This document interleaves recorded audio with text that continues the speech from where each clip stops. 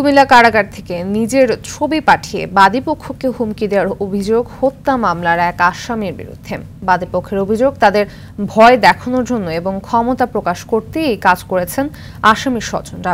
প্রশাসন জানিয়েছে, এ ঘটনায় কারারক্ষীকে বরখাস্ত করা হয়েছে, জোরদার করা হয়েছে বাদীপক্ষের নিরাপত্তা। কুমিল্লা থেকে সৌরভ সুমনের প্রতিবেদন, জানাচ্ছেন সৈয়দ মাহমুদ। কুমিল্লায় কলেজ ছাত্র জামিল হাসান অর্ণব হত্যা মামলার প্রধান আসামি ফজলে রাব্বি কুমিল্লা কেন্দ্রীয় কারাগারে বন্দী। এদিকে সন্তান হারিয়ে শোকে মুহ্যমান অর্ণবের বাবা মা। তবে এর মধ্যেই আসামির স্বজনদের কাছ থেকে মামলা তুলে নিতে হুমকি দেয়া হচ্ছে বলে অভিযোগ অর্ণবের পরিবারের।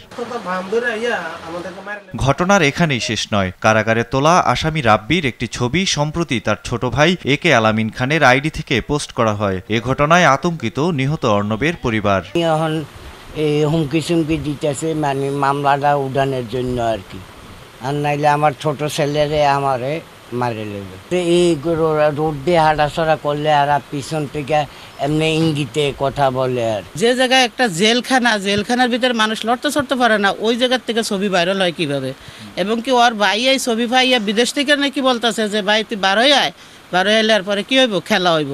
আলামিন খান পরে সেই ছবি মুছে ফেললেও স্থানীয় বাসিন্দা ও স্বজনরা এরই মধ্যে তা ফেসবুকে ছড়িয়ে দিয়েছে। এ ঘটনায় প্রশ্ন উঠছে কারাগারের নিরাপত্তা ব্যবস্থা নিয়েও। যে কারা বিধির সুস্পষ্ট লঙ্ঘন, এটা অনভিপ্রেত একটা ঘটনা, যথোপযুক্ত বিচার দাবি করছি এবং ভবিষ্যতে যাতে এই জাতীয় ঘটনা আবার পুনরাবৃত্তি না হয় সেই বিষয়টাও খেয়াল রাখতে হবে। কারা কর্তৃপক্ষ জানিয়েছে, গত 16 জুন কারারক্ষী ইসমাইল হোসেন জেলারের বাসভবনের ছাদে দায়িত্ব পালনকালে মুঠোফোনে আসামি ফজলে রাব্বির ছবি তুলে সেগুলো তার স্বজনদের কাছে পাঠিয়ে দেন। এ ঘটনায় কারারক্ষী ইসমাইল হোসেন তুহিনকে বরখাস্ত করার কথা জানিয়েছে প্রশাসন। তার বিরুদ্ধে কারাবিধি অনুযায়ী যথাযথ ব্যবস্থা গ্রহণ করা হবে। এই ধরনের ঘটনা যাতে সামনে না হয় সেজন্য আমরা সতর্কতা অবলম্বন করতে বলেছি। তাদের নিরাপত্তা শঙ্কার কোনো কারণ আছে বলে আমি আপাতত মনে করছি। গত 15ই মার্চ কুমিল্লার শাসনগাছায় দুই পক্ষের সংঘর্ষে গুলিবিদ্ধ হয়ে নিহত হয় কলেজ ছাত্র অর্ণব। এ ঘটনায় হওয়া মামলায়